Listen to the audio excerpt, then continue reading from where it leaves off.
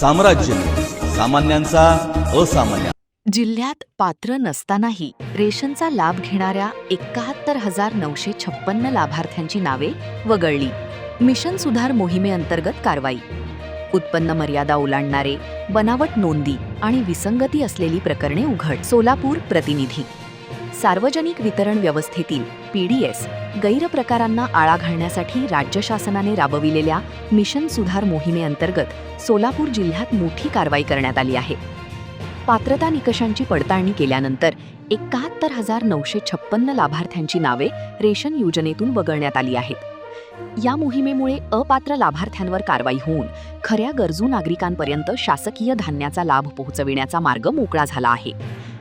जिल्हा पुरवठा विभागाने जिल्ह्यातील सर्व 11 तालुक्यांमध्ये सखोल सर्वेक्षण व पडताळणी मोहीम राबविली.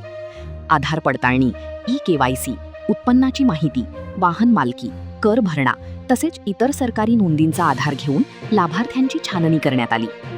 या प्रक्रियेत अनेक लाभार्थी शासनाने निश्चित केलेल्या पात्रतेच्या चौकटीबाहेर असल्याचे आढळून आले. विविध कारणांमुळे नावे वगळली. मिशन सुधार मोहिमेत पुढील प्रमुख कारणांमुळे लाभार्थी अपात्र ठरले. उत्पन्न मर्यादा ओलांडणारे 47,392, दीर्घकाळ धान्य न उचलणारी 13,126, बोगस लाभार्थी 5,044, आधार रेकॉर्डमध्ये त्रुटी 3,850, कंपनी संचालक असलेले 3,077, वार्षिक मोठी उलाढाल असणारी 2,885, 100 वर्षांपेक्षा अधिक वय दाखविलेले लाभार्थी 1,096, चारचाकी वाहन मालकी असलेले 473, टपाल व माहितीतील विसंगती आढळलेली प्रकरणे काही शेकडो.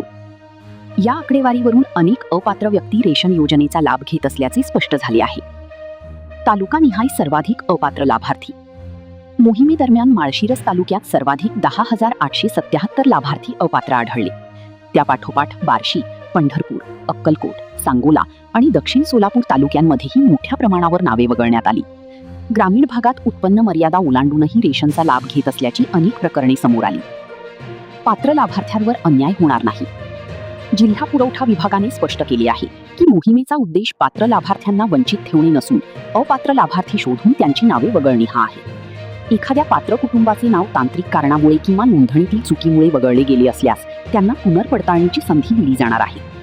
अधिकाऱ्यांच्या मते ज्या नागरिकांनी स्वतःच्या उत्पन्नात वाढ झाल्यानंतरही रेशन कार्ड कायम ठेवले आहे त्यांनी स्वखुशीने माहिती अद्ययावत करून शासनाकडे अर्ज करावा. अन्यथा पडताळणीत अपात्र आढळल्यास त्यांची नावे वगळली जातील. पारदर्शक वितरण व्यवस्थेकडे वाटचाल. रेशन व्यवस्थेत पारदर्शकता आणण्यासाठी शासनाने आधार लिंकिंग, eKYC आणि डिजिटल पडताळणीवर भर दिला आहे. मिशन सुधार मोहिमेमुळे अपात्र लाभार्थ्यांची संख्या कमी होऊन शासनाचा अन्नधान्य साठा खऱ्या गरजू कुटुंबांपर्यंत पोहोचण्यास मदत होणार आहे. तसेच सार्वजनिक वितरण व्यवस्थेवरील नागरिकांचा विश्वास अधिक दृढ होण्याची अपेक्षा व्यक्त केली जात आहे.